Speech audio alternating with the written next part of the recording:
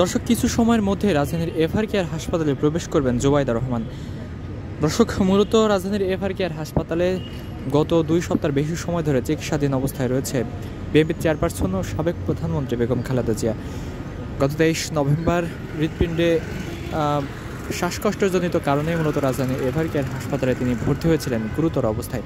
এরপর থেকেই তার শারীরিক অবস্থার অবনতি হতে থাকে এবং 24 নভেম্বর থেকে তাকে রাজধানীর এভার কেয়ার হাসপাতালের সিসিইউতে ভর্তি রাখা হয়েছিল।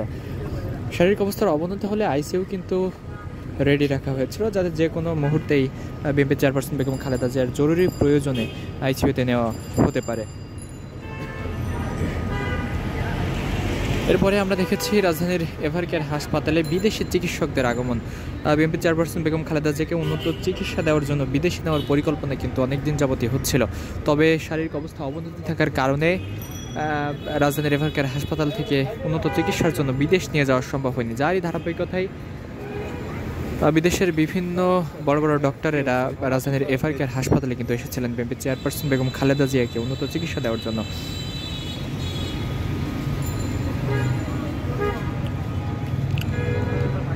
দর্শকের আগে আমরা দেখেছি গত শুক্রবার রাজধানীর এভার কেয়ার হাসপাতাল থেকে লন্ডনের উদ্দেশ্যে বিএনপির চেয়ারপারসন বেগম খালেদা জিয়াকে উন্নত চিকিৎসার জন্য নিয়ে যাওয়ার কথা থাকলেও যে বাহনে করে বিএনপি চেয়ারপারসন বেগম খালেদা জিয়াকে নিয়ে যাওয়ার কথা ছিল, অর্থাৎ কাতার আমিরের বিশেষ এয়ার অ্যাম্বুলেন্স, যাকে বলা হয় উড়ন্ত আইসিইউ, সেই বাহন কিন্তু যান্ত্রিক ত্রুটির কারণে মূলত বাংলাদেশে এসে পৌঁছায়নি। যার কারণেই আবারও ডেট পিছিয়ে বিএনপির মিডিয়া সেল থেকে বলা হয়েছিল যে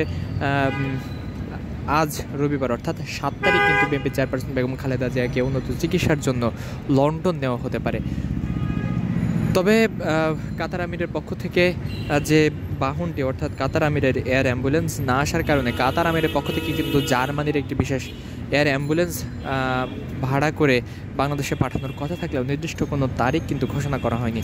এদিকে চিকিৎসকরা কিন্তু বলছেন যে বিএনপি চেয়ারপারসন বেগম খালেদা জিয়ার শারীরিক অবস্থা উন্নত হয়েছে, তবে যার কারণেই মূলত রাজধানীর এভার কেয়ার হাসপাতাল থেকে উন্নত চিকিৎসার জন্য বিদেশ নিয়ে যাওয়া সম্ভব হচ্ছে না।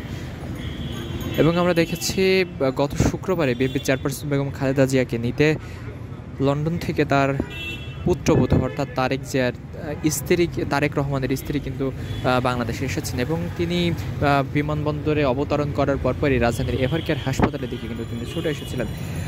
পরবর্তীতে ডক্টরের সিদ্ধান্তে যখন বিএনপি চেয়ারপারসন বেগম খালেদা জিয়াকে বিদেশ নেওয়ার হচ্ছে না, তখন কিন্তু তিনি এই হাসপাতাল থেকে বিএনপি চেয়ারপারসন খালেদা জিয়াকে পরিদর্শন করে ধানমন্ডির 32-এ ধানমন্ডির 4-এ যে তার বাসভবন রয়েছে সেই বাসভবনে কিন্তু তিনি গিয়েছিলেন। এবং তারপরে দেখেছি আরও কয়েকবার তিনি রাজধানীর এভার কেয়ার হাসপাতালে এসেছিলেন তার শাশুড়ি অর্থাৎ বিএনপি চেয়ারপারসন বেগম খালেদা জিয়াকে দেখতে। এবং আমাদের হাতে আসা তথ্য অনুযায়ী কিছু সময়ের মধ্যে আবারও কিন্তু তিনি প্রবেশ করবেন এই রাজধানীর এভার কেয়ার হাসপাতালে।